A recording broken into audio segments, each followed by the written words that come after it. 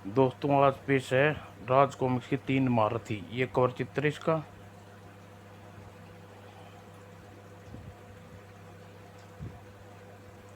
तो शुरू करते हैं।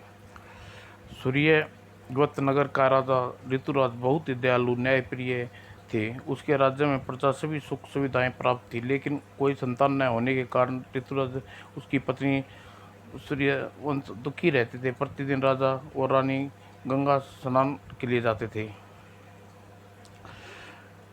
गंगा स्नान करने पर उसके 10 वर्ष बीत गए, लेकिन अभी तक उसकी मनोकामना पूरी नहीं हुई। एक दिन गंगा में स्नान करते हुए सोचा, काश ओह इतने दिनों बीत गए, स्नान निसंतान होकर जीना भी कोई जीना है।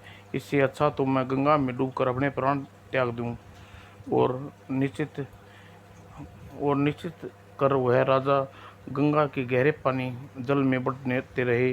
और किनारे पर खड़ी रानी सुमित्रा यह देखकर चौंक उठी। अरे, महाराज को गहरे जल में क्यों चले जा रहे हैं? कहीं नहीं नहीं, ऐसा नहीं हो सकता। और अगले ही क्षण रानी सुमित्रा ने जोर जोर से चीखी, बचाओ महाराज डूब रहे हैं, महाराज को बचाओ, दौड़ो बचाओ।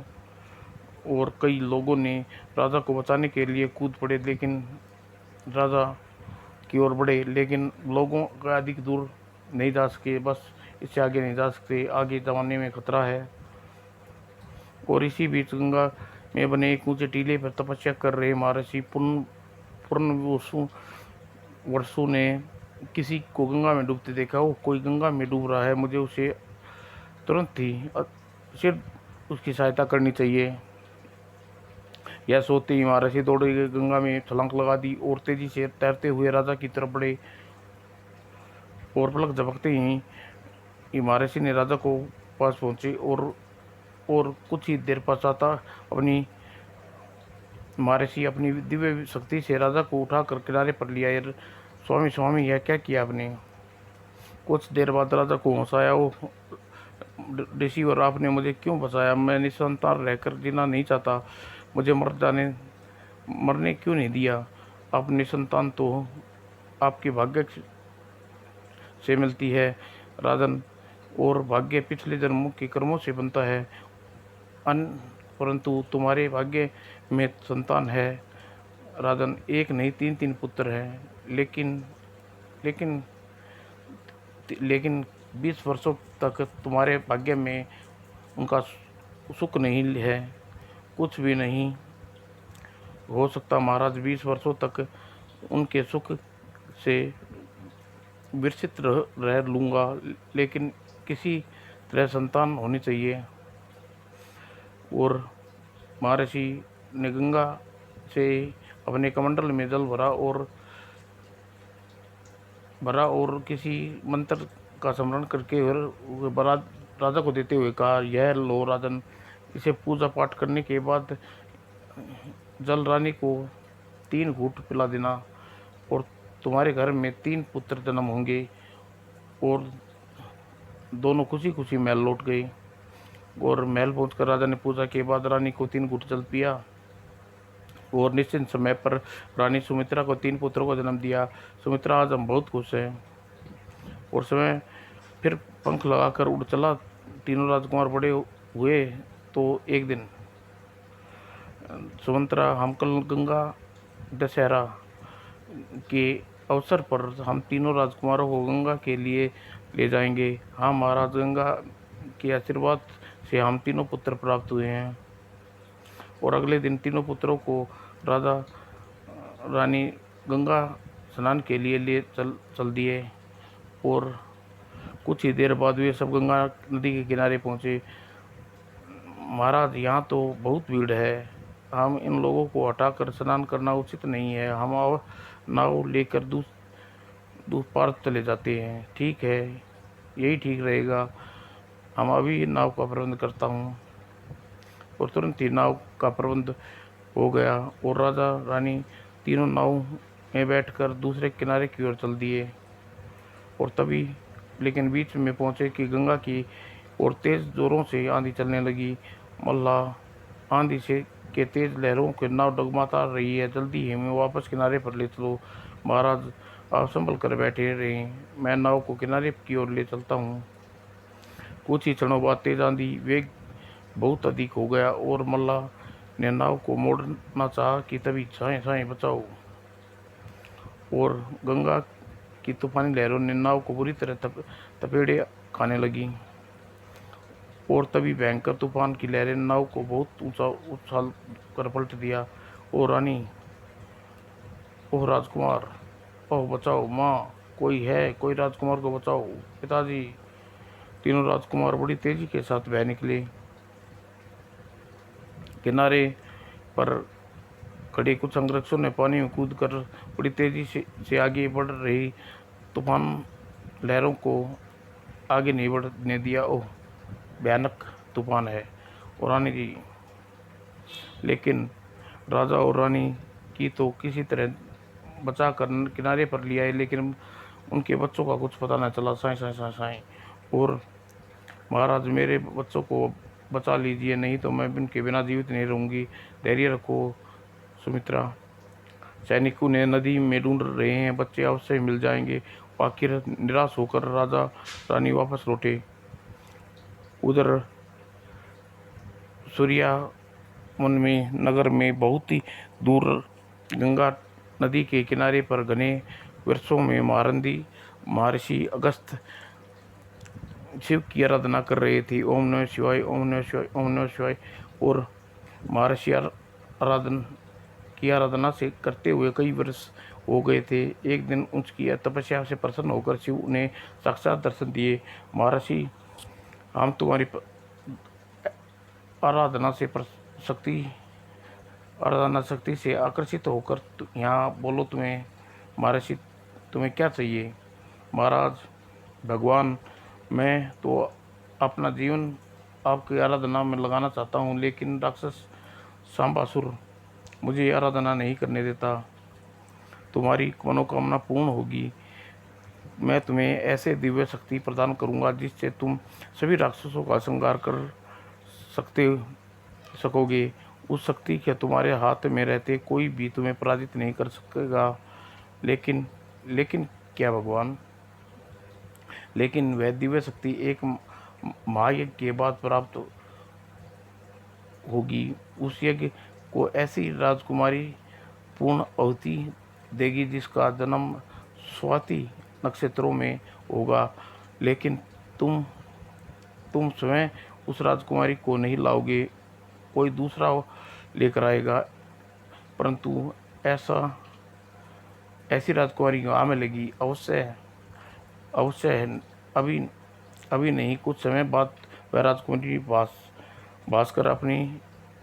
भास्कर नगरी में जन्म लेगी। यह कहकर शिव अंतर ध्यान हो गई। कुछ दिनों बाद महर्षि अगस्त एक दिन शतान मगन बैठे थे कि अचानक उसके कानों में शिशु के रोने की आवाज़ सुनाई दी। वहाँ वहाँ वहाँ, अरे, किसी शिशु के रोने की आवाज़ है, गंगा की ओर से आ रही है।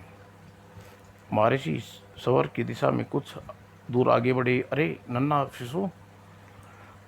महर्षि ने उस शिशु को अपनी गोद में उठा लिया। बहुत भाग्यशाली दिखाई देता है।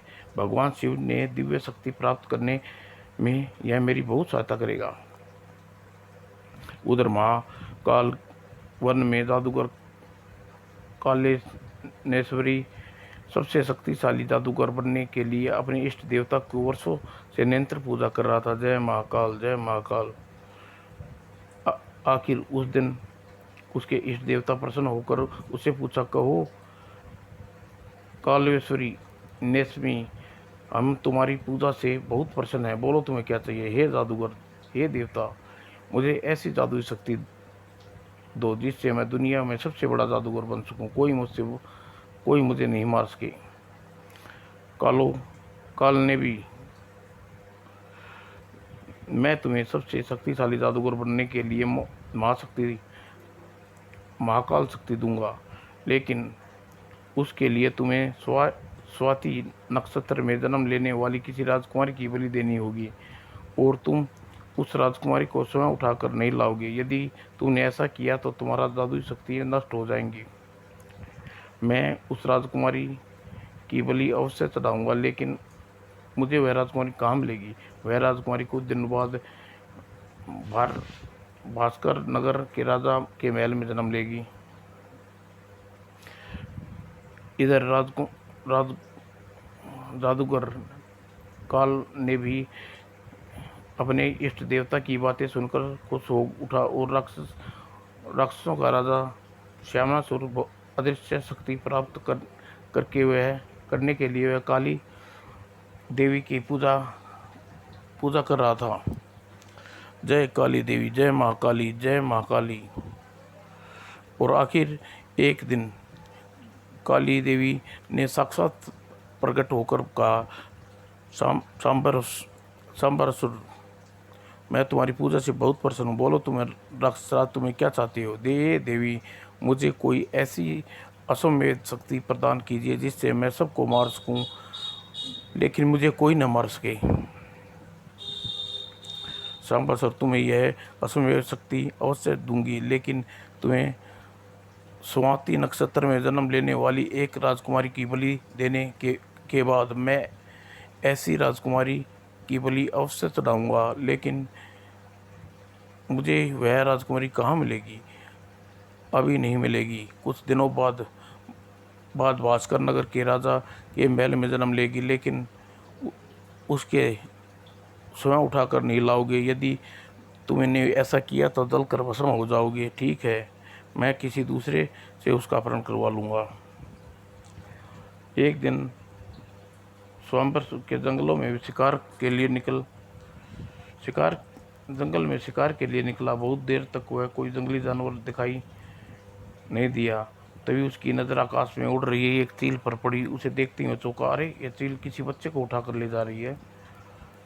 और कुछ सोचकर उसने पत्थर उठाकर चील पर दे मारा। पत्थर लगते ही चील दर्द से चीखी, ची ची ची ची ची ची, और उसके पंजों में बच्चा छूट गया। अरे, चील ने बच्चे को छोड़ दिया, लेकिन वह जमीन पर गिरने नहीं दूंगा। और जमीन पर गिरने से पहले स्वयंवरासुर ने बच्चे को लपक लिया। हाँ, बच्चा तो आदमी का बच्चा है, लेकिन बहुत सुंदर है। तभी उसे कानों में काली देवी के शब्द गूंजे, सांबरासुर, राजकुमारी को तुम उठाकर नहीं लाओगे। यदि तुमने ऐसा किया तो नहीं, मैं नहीं लाऊंगा। मैं इस बच्चे को पालूंगा और इसे शक्तिशाली बनाऊंगा, फिर यह मेरे लिए राजकुमारी को उठाकर लाएगा। सांबरासुर ने उस बच्चे को अपनी घर ले गया और अपने जादुई महल में बैग कालिंसमी जादू राजकुमारी को उठाकर लाने के लिए तरकीबें सोच रहा था। यह देवता ने कहा था कि राजकुमारी को स्वयं उठाकर नहीं ला सकता। मैं ठीक है, मैं किसी बच्चे को पाल कर बड़ा करूँगा, उसे खूब जादू सिखाऊंगा, फिर वे मेरे लिए मेरी राजकुमारी को उठाकर लाएगा। लेकिन ऐसा बच्चा मुझे कहाँ मिलेगा? और वह अगले क्षण खुशी से नाच उठा। अरे, बच्चे को पता लगाना क्या मुश्किल काम है। मैं उस बच्चे को अपने जादुई दर्पण में बताएगा। तभी, हे जादुई दर्पण, मुझे ऐसा बच्चा दिखा जिसे पाल कर मैं अपनी मनोकामना पूरी कर सकूं। और अगले ही पल दर्पण गंगा किनारे लेटे एक ससु का चित्र उभरा। उसे देखते ही कालनेश्वर खुशी से उछल पड़ा। यह तो छोटा बच्चा है, उससे ही मेरी मनोकामना पूरी हो जाएगी। अभी उठाकर लाता हूँ। और लेकिन अगले ही क्षण कालेश्वरी दर्पण में कुत्ते का, अरे यह क्या? यह तो शेर है। एक बच्चे को और बढ़ रहा है। अगर इस शेर ने मार कर खा लिया तो मुझे महाकाल शक्ति कैसे मिलेगी? मैं इस बच्चे का बाल विवाह नहीं होने दूंगा। और फिर यह सोचते ही कालेश्वर ने अपने जादू शक्ति से तुरंत एक मगरमच्छ बनाया। और वो मेरे जादुई मगरमच्छ शेर को अपना शिकार बनाकर बच्चे को सुरक्षित करो। और जंगली राजा शेर अभी बच्चे पर झपट पाता, इससे पीछे मगरमच्छ ने टांग पकड़ ली। वो मगर खींचते हुए नदी के किनारे जंगल में ले गया। उसी समय काल ने मेदिन ने किनारे पर प्रकट हुआ और बच्चे को उठा लिया। वाह, आहा, यह तो बच्चा पाल कर मैं बड़ा करूँगा, इसे जादू सिखाकर शक्तिशाली बनाऊंगा, फिर यह मेरे लिए राजकुमारी को उठा कर लाएगा। और इस बच्चे को अपने महल ले जाऊंगा। उधर भास्कर नगर में राजा विदातर की रानी सूर्यास्त एक राजकुमारी को जन्म दिया और राजा अपने कुलगुरु के पास लड़की के भविष्य संबंध में पूछा। वो कितनी सुंदर कन्या है। कुलगुरु, हमारी प्यारी बिटिया का आप भविष्य बताइए। राजन, यह लड़की बहुत सौभाग्यशाली है। इसके हाथों में प्रजा के लाभ का बहुत बड़ा शुभ कार्य पूरा होगा। लेकिन क्या गुरुदेव, यह 15-16 वर्ष की आयु में राजकुमारी अपने संकट आएंगे, लेकिन इसको कोई हानि नहीं पहुंचेगी। महलों में खेलती कूदती राजकुमारी शर्मा को बड़ी होती चली गई और जब 15वां-16वां वर्ष की हुई तो एक दिन सुरंगा अपनी सहेली के विवाह होते ही लौट आना। जब तुम नहीं आओगी तो तुम्हारी बहुत चिंता रहेगी। ओह पिताजी, आप मेरी इतनी चिंता क्यों करते हैं? मैं वैसे अब छोटी नहीं हूँ। माँ तथा सैनिक मेरे साथ जा रहे हैं। विदा विदा भास्कर ने सारंगा को बहुत से अंग्रेजों के साथ विदा कर दिया और लंबी दूरी तय करने के बाद राजकुमारी रथ जंगल के पास पहुंचा था। ओह, फिर वह दृश्य देखते ही चौंक पड़ी। अरे रमन सिंह, उस जंगली जानवर भयभीत होकर क्यों भाग रही हैं? समझ नहीं आता राजकुमारी, लगता है जंगल में कुछ भीषण बात हुई है। और रमन सिंह, अपने सैनिकों को सावधान कर दो, किसी भी संकट का सामना करना पड़ सकता है। राजकुमारी जी, आप चिंता मत न करो। हमारी चुने हुए अंगरक्षक सैनिक बड़े ही तूफान से टकरा सकते हैं। लेकिन रमन सिंह का वाक्य पूरा नहीं हुआ था, इससे पहले जंगल से निकलकर एक भयंकर राक्षस उसके सामने आ गया। हा हा हा। अंगरक्षक सैनिक ने रमन सिंह उस राज्य राक्षस की ओर बढ़ गए। वहीं रुक जाओ, नहीं तो किसी को जीवित नहीं छोड़ूंगा। मैं सांबासुर का पुत्र अहिंग हूँ और इस राजकुमारी को लेकर जाऊंगा। हा हा हा। अरे सांगासुर राक्षस का पुत्र अहिंग, सारंगा रथ को वापस मोड़ दो। चलो, इसी समय इस राक्षस को नहीं जीत सकते। और सैनिक ने आगे बढ़कर अहिंग पर आक्रमण किया। राजकुमारी सारंगा रथ मोड़कर आगे बढ़ गई। आगे बढ़ो और इस राक्षस का अंत कर दो। लेकिन अहिंग एक पल झपकते ही सैनिकों की मौत की घाट उतार दिया। तो यह तो मर गए, लेकिन अब राजकुमारी को पकड़ना चाहिए। उसे मारकर अहिंग रथ की दिशा में तेजी से बढ़ा और कुछ ही देर में वह रथ पर पहुंच गया। आई और अहिंग दोनों ने रथ से कूदते ही रथ एक और उछाल दिया। अब तुम्हें कौन बचाएगा राजकुमारी? मैं आज तुम्हें अपने साथ ले जाऊंगा। और तभी आगे बढ़कर राजकुमारी को उठाया और घने जंगल की ओर ले चला। माँ, मुझे बचाओ, बचाओ। अहिनग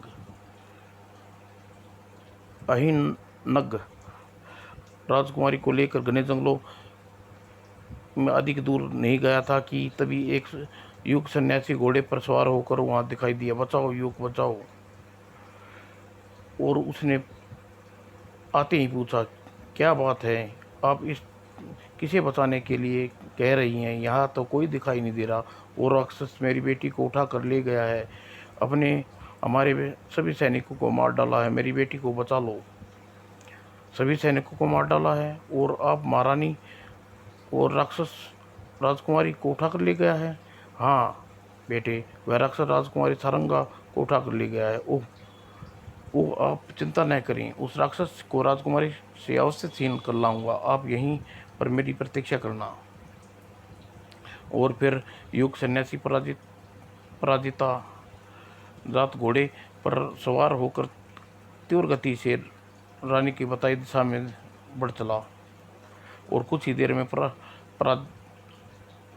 पारिजात अहिनंग के समीप पहुंच गया। रुक जाओ राक्षस, राजकुमारी को छोड़ दो। अहिनंग नग ने पलट कर राजकुमारी को कंधे से उतार कर कहा, ओह, अब तुम्हारी मौत तुम्हें यहाँ खींच कर लाई है। मेरे सामने तुम जीवित आ गए, लेकिन जीवित जाओगे नहीं। और अहिनंग ने परी उत्तर ने कुछ नहीं बोला और अपने बाण की वर्षा कर दी। और अहिनंग ने बड़ा सा पत्थर उठाकर परिनंग की ओर फेंका। परिनंग ने वह एक बाण में चलाया और अहिनंग ने एक वृक्ष उखाड़ लिया और परिजात की ओर फेंकने के लिए आगे बढ़ा। ओह, तुम पर वृक्ष का प्रहार से नहीं बचोगे। लेकिन परिनंग ने बाण शक्ति से पीछे पेड़ के छील कर अहिनंग पर दे मारा और राजकुमारी सारंगा तेजी से परिजित की ओर दौड़ आई। मुझे बचा लीजिए। लेकिन अहिनंग वृक्ष के नीचे से निकलकर तेजी से परिजात की ओर बढ़ा। अब तुम मेरे हाथों से कोई नहीं बचा सकेगा। तुझे मारकर तुम्हारा खून पी जाऊंगा। लेकिन अभी वह परिजात तक पहुंचा था कि अग्नि बाणों की वर्षा हुई। और अग्नि आग की लपटों से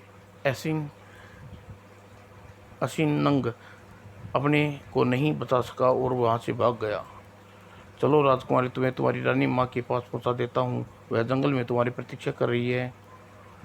लौटते हुए राजकुमारी सारंगा के मन सोच रही थी, वेशभूषा तो सन्यासी दिखाई देता है, लेकिन शस्त्रों से यह क्षत्रिय लगता है।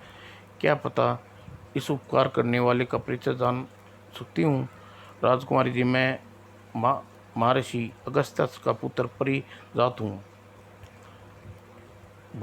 कुछ ही देर में दोनों जंगल में प्रतीक्षा कर रही रानी के पास पहुंच गए। माँ, बेटी सुरक्षा, तुम आ गई। और राजकुमारी सारंगा ने रानी को अहिनंग के युद्ध के परास्त कर भागने के विषय में कहानी सुना दी। माँ, और इस तरह परिजात ने इस राक्षस को पलक झपकते ही भागाया। सच परिजात, तुम एक शक्तिशाली हो। तुम्हारे साथ महल में चलो, महाराज तुमसे मिलकर बहुत खुश होंगे। महारानी जी, मैं आपके साथ महल में नहीं जा सकता। आपको नगर की सीमा पहुंचकर मुझे सिर्फ ही वापस लौटना होगा। मेरे पिता महर्षि अगस्त बहुत चिंता होगी। और फिर उन्हें नगर की सीमा तक पहुंचाकर परिजात आश्रम की ओर लौट गया। कुछ दिन ऐसे ही बीत गए। एक दिन महर्षि परिजात ने कहा, परिजात, अब समय आ गया है कि महायज्ञ आरंभ करूं। तुम्हें उस यज्ञ की आहुति के लिए भास्कर नगर की राजकुमारी को यहाँ लाना है। भास्कर नगर की राजकुमारी को मैं अवश्य लेकर आऊँगा महर्षि। और महर्षि की आज्ञा ले परिजात ने खुशी खुशी भास्कर नगर की ओर प्रस्थान किया। लेकिन जब वह भास्कर नगर में पहुंचा तो आश्चर्यचकित रह गया। महाकाल तांडव की दृष्टि दौड़ाई, जैसे ही अभी भयंकर युद्ध होकर गुजरा है। हाय हाय मेरा बेटा, हाय मेरे लाल, तू कहाँ चला गया? यह विनाश कैसे हुआ? किसने किया इतने सैनिकों को? यह विनाश सांबासुर राक्षसराज के पुत्र अहिनंग ने किया है। वह राजकुमारी को उठा कर ले गया है।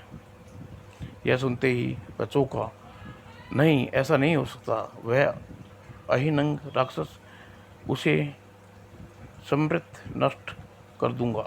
मैं उसे राक्षस राजकुमारी को छुटाकर अवश्य लाऊंगा। और फिर वह उसे आश्रम की ओर तेजी से दौड़ पड़ा, और क्योंकि उसे पहले महर्षि से आज्ञा प्राप्त करनी थी आवश्यक थी। उधर जादूगर काल ने भी द्वारा नदी किनारे उठाए गया बच्चा आदित्य भी युवा हो चुका था। कालिंदी ने उसे अनेक जादू सिखाकर पराभूत बना चुका था। अब समय आ गया है कि मैं आदित्य को भेजकर राजकुमारी का अपहरण करा लूं। आदित्य, आज तुम्हें भास्कर नगर की राजकुमारी सारंगा को उठाकर लाना है। भास्कर की रा भास्कर नगर की राजकुमारी का आप क्या करेंगे पिताजी? हाँ हाँ हाँ, राजकुमारी की बलि देकर मैं सबसे बड़ी जादू शक्ति प्राप्त करूंगा। तुम कोई प्रश्न नहीं करोगे आदित्य, तुमसे जो कहा गया वो तुरंत करो। और फिर बिना कुछ बोले ही आदित्य भास्कर नगर की ओर चल दिया। लेकिन भास्कर नगर पहुंचकर सबसे एक खुली भास्कर नगर पहुंचकर एक घोषणा सुनी तो उसकी सारी बिजली गिरी।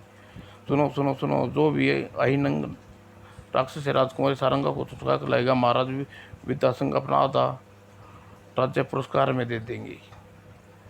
यह सुनकर वह सोचने लगा, पिताजी ने मुझे राजकुमारी को लेने भेजा है, इससे पहले ही राक्षस उठाकर ले गया।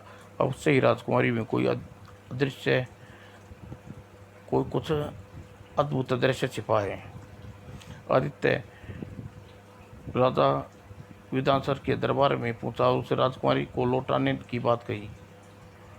और हमें विश्वास नहीं होता कि तुम भयंकर राक्षस के बीच से राजकुमारी को ले आओगे।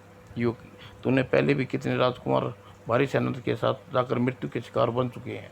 आप मुझ पर विश्वास कीजिए, राजकुमारी को तुरंत ले आऊँगा, लेकिन पुरस्कार में अपनी अच्छा से मांगूंगा। और फिर आदित्य वहाँ से चला पड़ा। और भास्कर नगर के बाहर निकलते ही आदित्य ने अपनी जेब से चौका से दर्पण निकाला। हे महाराज, मेरे जादुई दर्पण, मुझे राजकुमारी प्रतिबिंब दिखा, वह इस समय कहाँ है? और उसके पल जादुई दर्पण ने राजकुमारी का चित्र उभरा। और फिर अपने घोड़े को जादुई शक्ति से आकाश मार्ग से दौड़ाता हुआ आदित्य राक्षसों की नगरी में पहुंचा। लेकिन उसके घोड़े से नीचे उतरते ही मारो मारो, पकड़ो, भागो, पकड़ो, इसे बंदी बना लो। प्रत्येक पलक झपकते ही उन्हें आदित्य को बंदी बना लिया और राक्षस राज के महल की ओर ले चले। आदित्य भी बिना किसी गड़बड़ किए चुपचाप बंदी बन गया और स्वयं उसके साथ महल की ओर चल पड़ा। और राक्षसों के राजा सांबासुर के सामने ले जाया। सांबा राक्षस राज यह मनुष्य नगर में घूम रहा था, मगर यह राजकुमारी को छुड़ाने के लिए आया है। बोलो, क्या तुम राजकुमारी को छुड़ाने आए हो? हाँ राक्षस राज, मैं राजकुमारी को लेने आया हूँ और उसे लेकर ही जाऊँगा, मुझे कोई नहीं रोक सकता। हम अभी तुम्हारे शरीर के टुकड़े कर सकते हैं, लेकिन नहीं तुम्हारी अपनी कैद में रखेंगे। राजकुमारी तुम्हारी आंखों के सामने बलि दें, काली देवी की बलि चढ़ाकर उसे तुम्हें मार कर खाएंगे। लेकिन तुम्हारी यह इच्छा पूरी नहीं होगी सांबासुर। हाँ हाँ, कौन रोक सकेगा? हमारे बेटे अहिंगासुर रोकने की कोशिश की, हमें भी कैद कर लेगा। अहिंगासुर तुम्हें रोकने की कोशिश क्यों नहीं की?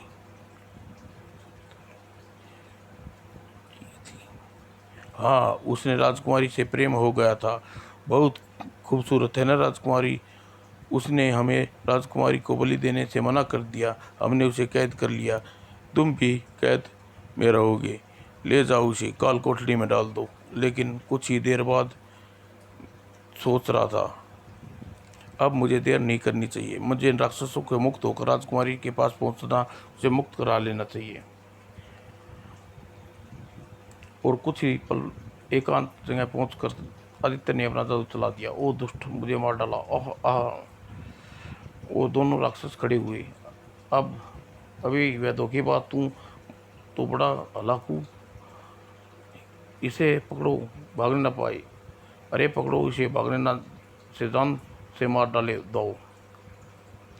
दोनों विद्युत गति से आमने सामने खड़े आदित्य की ओर दौड़े, लेकिन ऐसे पकड़ पाते उससे पहले जादू दोनों टकरा गए। वो बीच की अदृश्य होकर निकल गया।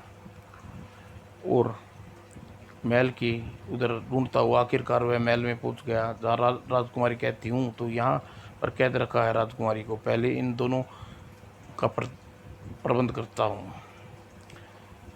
तभी कुछ सोचकर वह अपना रूप परिवर्तन करके आदिसुर सांबासुर में बदल गया। ओह राक्षसराज, ओह राक्षसराज! सांबासुर देखते हैं दोनों ने गेट खोल दिया और लेकिन राजकुमारी के पास पहुंचा। दोस्त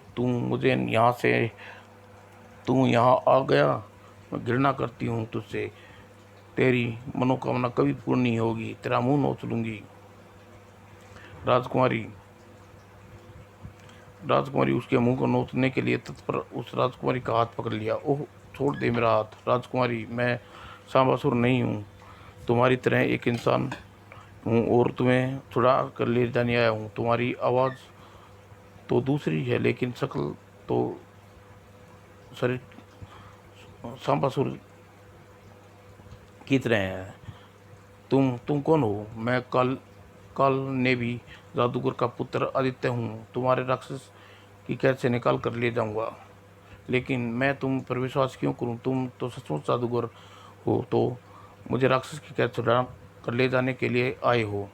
ओह अब मैं तुम्हें कैसे विश्वास दिलाऊं? अच्छा तुम देखो, मैं तुम्हारे असली रूप में दिखाता हूँ।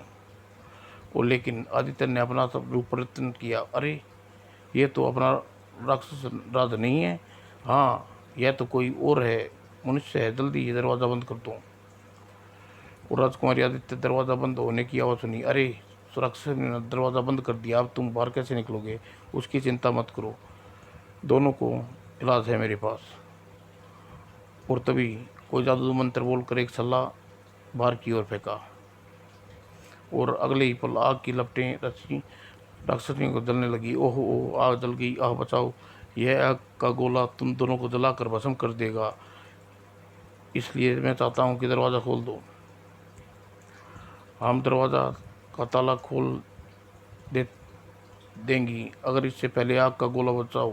दरवाज़ा खोलो, तुम्हें आग के गोले से बचा लूँगा।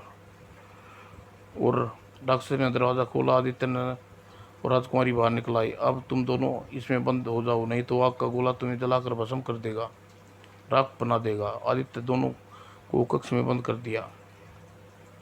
आदित्य राजकुमारी के साथ हाथ पकड़कर तेजी से आगे बढ़ा और एक अभी कुछ ही दूर गया था कि तभी राजकुमारी, पहले अपना रूप बदल परिवर्तन कर लूँ, फिर मुझे कोई राक्षस मुसीबत नहीं खड़ी कर देगा। और सिद्धि सांबासुर का रूप परिवर्तन कर लिया और राक्षस और इधर दो सैनिक आदित्य के भाग जाने की सूचना सांबासुर को दी। राक्षस अवश्य ही वह कोई जादूगर है, हम दोनों को धोखा दे कर भाग गया। वह भाग गया लेकिन वह भाग कर जाएगा कहाँ? अवश्य ही वह राजकुमारी के पास जाएगा, चलो हमारे साथ चलो। और वह तेजी से कारागार की ओर बढ़ गई। और लेकिन तभी कुछ ही दूर चले थे कि सामने राजकुमारी आता देखकर चौंक पड़ी। अरे यह राजकुमारी के साथ कौन है? वो ये आखिर सांबासुर! मेरे भाग निकलते ही वो पता चल गया। कोई बात नहीं, जरा अब वापस आने दो। और सांबासुर के पास आते ही, और जादूगर तुम मेरे हाथों बचकर नहीं जा सकते, तुम्हारे टुकड़े टुकड़े करके खा जाऊंगा। राक्षसों टूट पड़ो जादूगर पर। लेकिन इससे पहले ही आदित्य ने तेजी से सांबासुर के जादुई गदा का प्रहार किया, खटाक, और दोनों भिड़ गए। सांबासुर चिल्ला रहा था, राक्षसों जादूगर को मारो, बचकर नहीं जाने पाए। लेकिन राक्षस आदित्य को मारने के लिए आगे बढ़े तो जोर से बोला, यहाँ क्या करते हो कमीनों? मैं तुम्हारा राक्षस राज हूँ, जादूगर तो वह दुष्ट है, जल्दी करो। वह भागने अगले ही पलट कर वे दोनों सांबासुर पर प्रहार कर दिया। ओह यह क्या करते हो कुंभक? तो तुम्हारा राक्षस राज वह जादूगर को लेकर भाग रहा है। और फिर तीनों आदित्य और राजकुमारी की ओर बढ़े, लेकिन उन्हें आते देख ही निशंत जादू फैला। ओ अरे यह तो दोनों को धुएं में छिप गए, अब उन्हें कैसे ढूंढा राक्षसराज? धुआं छटा तो आदित्य राजकुमारी को लेकर गायब हो चुका था। ओह कमबख्त, राजकुमारी को लेकर भाग गया, लेकिन इतनी आसानी से नहीं छोड़ूंगा। उधर राजकुमारी को लेकर जाते हुए आदित्य सोच रहा था, और राजकुमारी इतनी सुंदर है, मैंने आज से पहले नहीं देखी थी, मुझसे विवाह कर ले तो। आदित्य अपने उस भयंकर राक्षस से कैद छुटाकर मुझ पर उपकार किया है। तुम चाहो तो मुझसे विवाह करने मेरे उपकार का बदला चुका सकती हो। तुमसे बहुत सुंदर हो, तुमसे प्यार करता हूँ। मैं भी तुमसे विवाह करना चाहती हूँ आदित्य, लेकिन इस समय पिताजी की स्वीकृति लेना आवश्यक है। आदित्य के मन सोचा, यदि यह राजकुमारी मेरे विवाह कर लिया तो फिर मैं जादूगर के पास राजकुमारी को नहीं ले जा पाऊंगा और महल में मज़े से रहूँगा। और राजकुमारी को लेकर दरबार में पहुंचा। शाबाश युवक, तूने बहुत खुश हूँ। तुम्हें अपनी घोषणा के अनुसार आधा पुरस्कार देते हुए। महाराज, मुझे आपका आधा राज्य नहीं चाहिए। मैंने राजकुमारी से विवाह करना चाहता हूँ, मेरा पुरस्कार समझिए। उसकी बात सुनकर राजा समझ में पड़ गए। नहीं युवक, हमने राजकुमारी का विवाह तुमसे नहीं कर सकते। राजकुमारी का विवाह तो किसी राजकुमार से हो सकता है। महाराज, मैं राजकुमार से प्यार करता हूँ, मैं उसी से विवाह करूँगा। अगर आपने स्वीकृति न दी तो मैं जबरदस्ती राजकुमारी को उठाकर ले जाऊँगा। आदित्य ने आगे बढ़कर राजकुमारी का हाथ पकड़ा तो। नहीं, तुम राजकुमारी को मेरी मर्जी के बिना राजकुमारी को नहीं ले जा सकते। सैनिक को बंदी बना लो, ये बदतमीज को। लेकिन सैनिक आदित्य की तरफ के, लेकिन इससे पहले ही आदित्य राजकुमारी के साथ अपने धुएं के बादल में छिप गया। और जब धुएं का बादल छटा तो राजकुमारी को लेकर गायब हो चुका था। अरे वह राजकुमार को लेकर कहाँ गए सेनापति? उसे जादूगर को तलाश करो हर दिशा में, आखिर वह दुष्ट हमें मिलेगा। जो आज्ञा महाराज। तुरंत ही सैनिक उसकी तलाश में भेजता हूँ। और महर्षि की आज्ञा लेकर प्रहलाद राजकुमारी की खोज में निकला और राक्षसों के नगर की तरफ जाते हुए उसे सामने से आता अहिंग दिखाई दिया। रुक जाओ अहिंग, आज मैं तेरे बाणों से बच नहीं सकता। बोलो राजकुमारी कहाँ है? तनिक ठहरो महापुरुष, बाण मत चलाना, तुम्हें सब कुछ सच सच बताता हूँ। और अहिंग ने राक्षस राज की बलि की सारी कहानी सुना दी। और अहिंग राजकुमारी की कहानी सुनकर प्रीतात बोला, ओह सांबासुर राजकुमारी की बलि देना चाहता था, और अब जादूगर कमलुंग काल ने भी का पुत्र आदित्य राजकुमारी को ले गया है। यह दुनिया के सभी कोने में जाकर छिप जाए, मैं उसे अवश्य लेकर आऊँगा। प्रीतात राजकुमारी को चुराने के लिए मैं तुम्हारे साथ चलूँगा।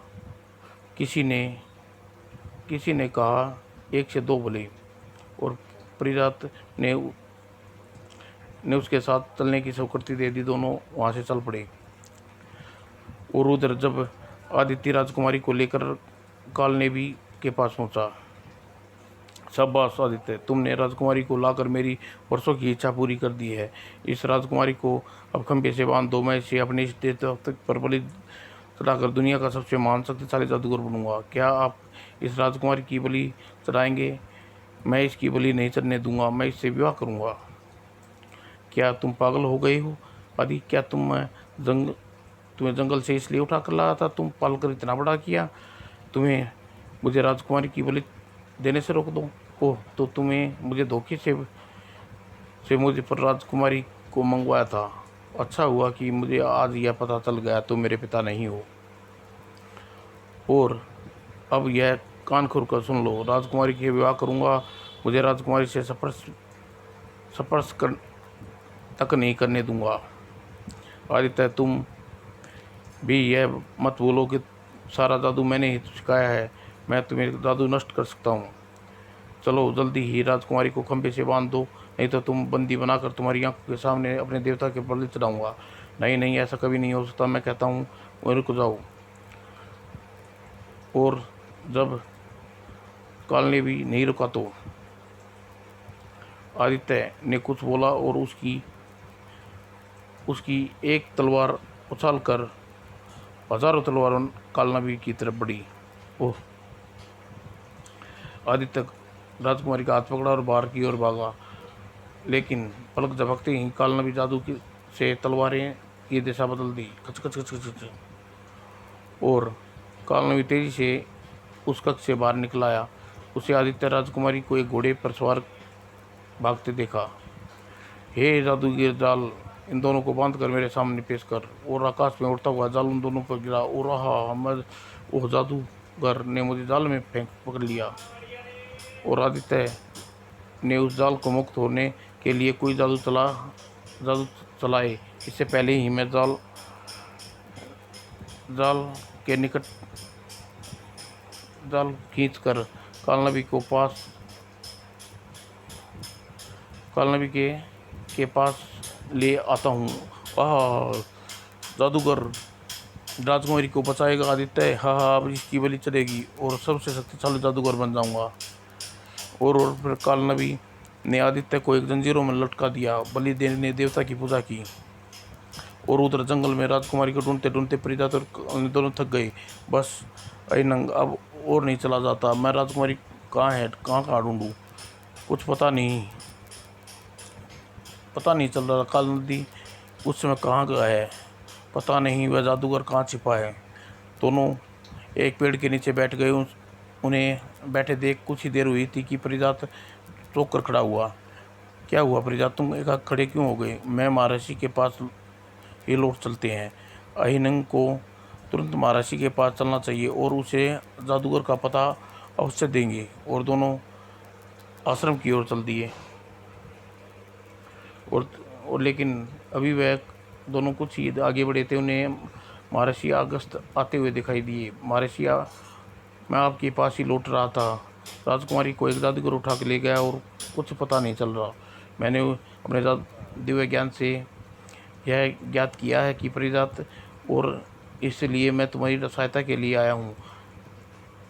महर्षि, हम उस जादूगर का पता जल्दी बताइए यहाँ, ताकि हम उस मारकर राजकुमारी को वापस ला सकें। जादूगर काल नबी का महल पश्चिम दिशा में कोसों दूर कजरी वन में है। अब वह जादूगर बलि देने के लिए प्रथम पूजा प्रारंभ कर चुका है। गुरुदेव, दिव्य शक्ति से हमें वहाँ पहुँचा दीजिए। हम उस जादूगर का अंत कर देंगे, लेकिन फिर भी तुम राजकुमारी को छुटा कर नहीं ला सकोगे, क्योंकि वह राक्षस राज सांबासुर पहुँच चुका है। ओह मेरे पिता, सांबासुर वहाँ पहुँच के? कहीं नहीं, सांबासुर तुम्हारा पिता नहीं है। उसने तुम्हें केवल पाला है। वह रहस्य केवल मैं तुम्हें बताऊंगा कि तुम्हें जादूगर के महल में ले चलता हूँ।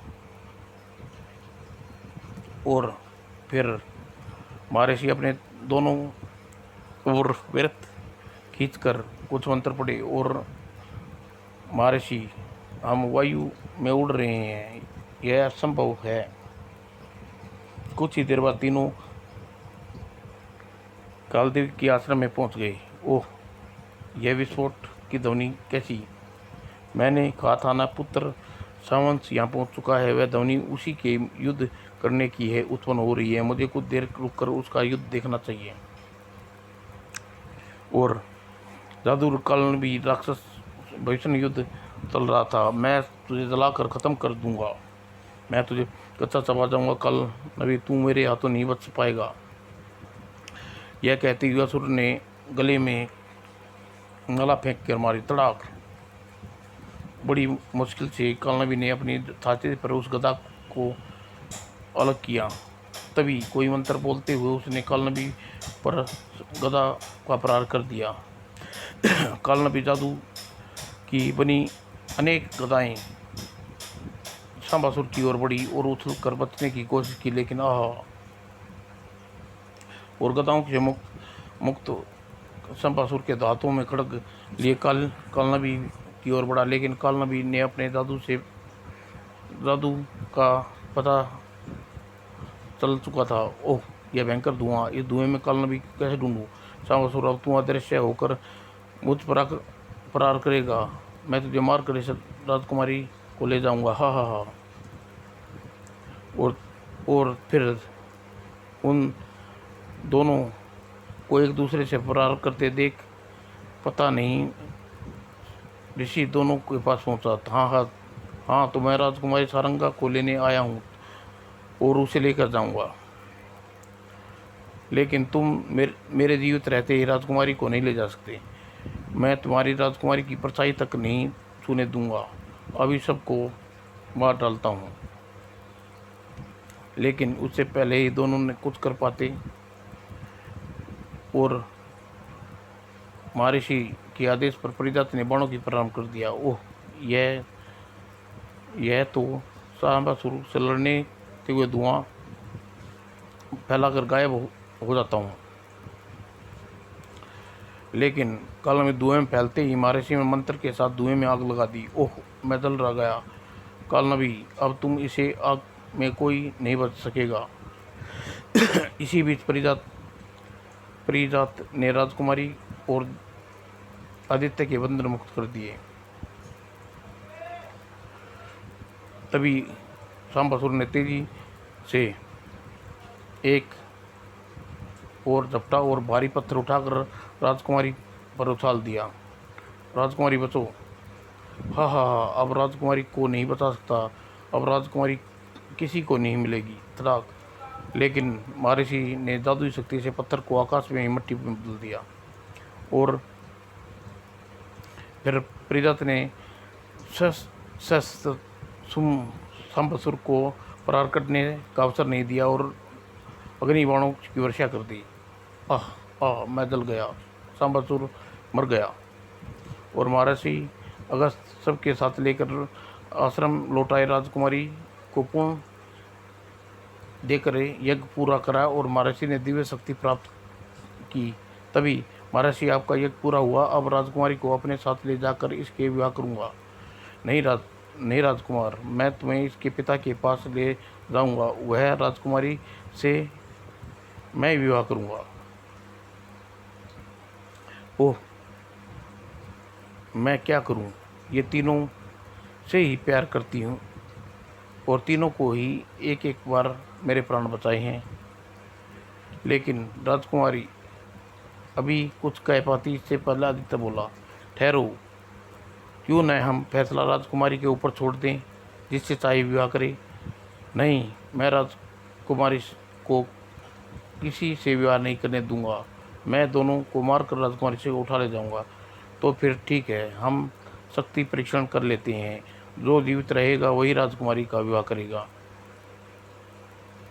और फिर तीनों में प्रतिद्वंद चालू हो गया और कुछ ही देर में तीनों शस्त्रों से लहूलुहान हो गए। और उधर जंगल में भ्रमण करने निकले ऋतुराज ने शस्त्रों की प्रतिध्वनि सुनी तो तेजी से चलकर उनके पास पहुंचे। ठहरो, कोई प्रहार न करे। तुम तीनों आपस में किस लिए लड़ रही हो? लेकिन अभी तीनों ने कोई उत्तर नहीं दिया था। सुमित्रा तेजी से चीख पड़ी, महाराज, ये तीनों की बाहों पर एक जैसा चिन्ह है। ऐसा चिन्ह हमारे तीनों बेटों की बाहों पर बने थे, नदी में बह गई थी। ये तीनों हमारे खोए बेटे तो नहीं? सचमुच तीनों की बाहों पर वैसे ही चिन्ह हैं। अगर हमारे बेटे जीवित हो गए तो आज इतने बड़े होते। तभी तीनों महर्षि के पास गए। महर्षि, शायद आप ठीक कहती हो। परिजात मैं नदी के किनारे पाया था। मुझे भी पालने वाले जादूगर ने मेरे पिता नहीं थे। राक्षस सांबासुर का भी मेरे पिता नहीं थे, उसका भी। मतलब हम बचपन में खोए हुए भाई हैं। अगले ही पल तीनों दौड़कर अपने माता पिता से लिपट गई। माँ, पिताजी, मेरे बेटो, मेरे लाल, तुमसे मेरी आंखें तरस गई थी। लेकिन महर्षि मुस्कुरा कहा, लेकिन तुम तीनों राजकुमारी से विवाह कौन करेगा? अब यह राजकुमारी से विवाह का प्रश्न कहाँ उठता है? अब राजकुमारी से विवाह का प्रश्न कहाँ उठता है महर्षि?